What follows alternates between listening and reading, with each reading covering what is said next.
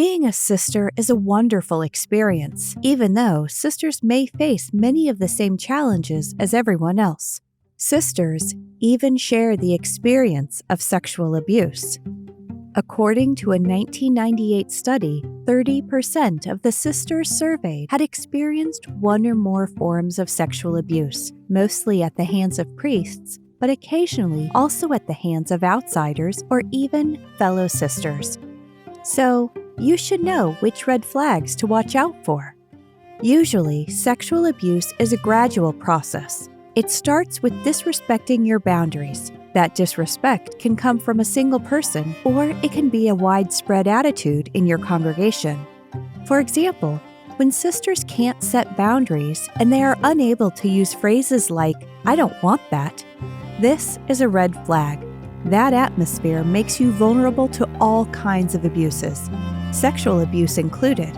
When there is uninvited talk about sexuality, this is a red flag too, especially when this happens in a one-on-one situation or in a spiritual context like a retreat, and very particularly when this happens in confession.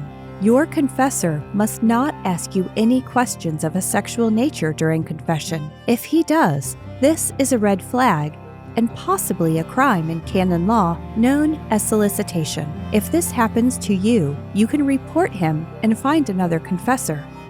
When you work for a priest, always be aware of what is part of your task and what is not.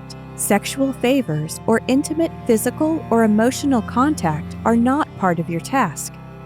If he demands it anyway, that is abuse, and it is also a valid reason to report him.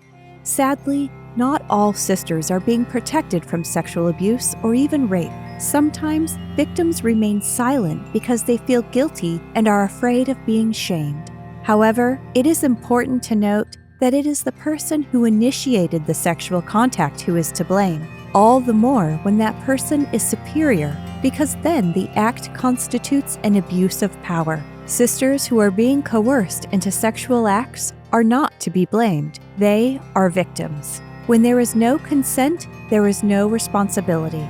When a sister has gone through this experience, she deserves the support of her superiors and her community to deal with the trauma, receive appropriate therapy, and report the perpetrator to the secular and ecclesiastical courts if she wants to. However, not all congregations are ready to assist a traumatized sister in that way. Some are afraid of the perpetrator or even complicit or ignorant. This can have devastating effects. Some communities have been sensitized and have learned to deal differently in similar cases. But how do you know if your community has? We suggest you address this issue early on in your formation. If you speak with your superiors and fellow sisters about the risk of sexual abuse of nuns, and it turns out that they are not prepared to deal with these issues, this is a red flag. If, however, your community is aware of the issue and ready to protect you against abusive behavior and even to stand by a sister's side should the worst happen, then you have the best protection you can have.